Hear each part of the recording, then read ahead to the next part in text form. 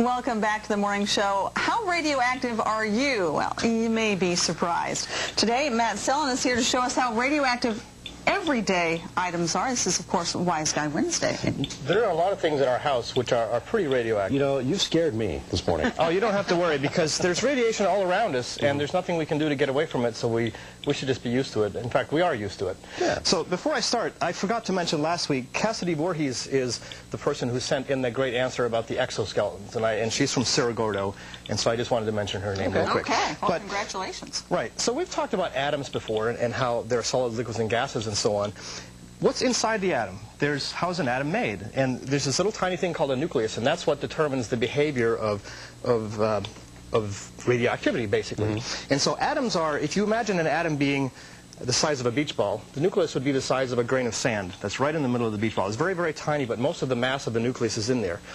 And nuclei are made up of protons and neutrons. And the very simplest nuclei has, if I look at this little thing here, there's 2 marbles that are green and 2 that are blue. They represent 2 neutrons and 2 protons. Okay. And that's a helium nucleus. And here, there's a whole bunch of marbles. This would be a heavier nucleus. And if I just add 1 neutron, for example, to this thing, it can become unstable and it can decay. And so that's what happens quite often. We have nuclei that just naturally decay, and there's nothing we can do about it. And they tend to decay by giving off alphas or betas or gammas. And alphas are just these kind of little nuclei, little helium. Betas are electrons, and gammas are just high-energy light. Okay, so that's what radioactivity is. So the question was for this week, what's the most radioactive thing in your home? What contains a lot of these kind of nuclei? And there's lots of answers, and the best one I got was from Sherry Gibbons in Catlin, and she said, the smoke detector in your house. That was my guess, but that's not... And we can try this. Here, you have the Geiger counter. And we let Robert have the Geiger counter today. And you can hear that thing ticking like crazy, and your little dial over there has gone off scale. Now, people shouldn't worry, because this is all contained inside.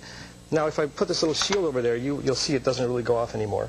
So none of this can get at you, but if you break open a smoke detector, you don't want to eat the stuff inside it. For many reasons. Does it build up inside the shield, so if you were to remove that, you get a big burst of it? Or? No. So what this happens is there's a little bit of americium-241 in there. It ionizes the air inside this little container, and then that gives you an electrical current. And when smoke gets in there, it messes up that ionization, and the current stops. Oh. So that's how the smoke detectors work. When that current disappears, the alarm goes off. And so, but there are other things that are very radioactive in your house. If you have an old watch with a radium watch dial... This is my part.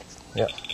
You can see that this thing sends the scale way off scale. And you were just mentioning there's an old watch factory not far from here where these used to be made. Yeah. Old orange plates. Shocker here. Yeah, this is the one that really surprised me. But listen to this. This glaze that make that nice orange color contains uranium. And they used to use that when they made just regular kitchen plates. What is this called? Fiesta ware? And it's primarily the orange ones. It's not the green, the blue. It's I'm not sure about the manufacturer. That does sound familiar. That's not just stuff laying around that's radioactive. That's stuff we put like we eat. So here you are, you're carving on this thing, and then you're sopping up the stuff and you're putting it in your mouth. So that's not such a great idea. Great. If you go camping, you may use these lanterns. Oh, yeah. And so there are these little sheaths that you put... Those are the mantles that they put inside and use that to get the fuel to it. And they have something called thorium on them, which makes a nice bright glow, but it's also radioactive. All of these things have a half-life of billions of years, by the way, so this thing will be just as radioactive a long time from now. Oh, good. Great. We're looking forward to that one. Right. By the way, half-life means how long you have to wait before half of the radiation has decayed away. Okay. Bananas, things that contain potassium are slightly radioactive. You can't see it with this thing because it's very, very slight. And that's my point, is that everything, even in our bodies, it's very, very slightly radioactive. If you had a very sensitive detector, you could notice this. Okay. But of course, you can't. So even though we've got lots of radiation, it's nothing to worry about. It's nothing to worry about. Okay. Absolutely not. We'll be back with more from Matt's later. Still ahead on the morning show, we're going to take you for a getaway in today's Wish You Were Here segment. Plus, a look at today's weather. Stay with us.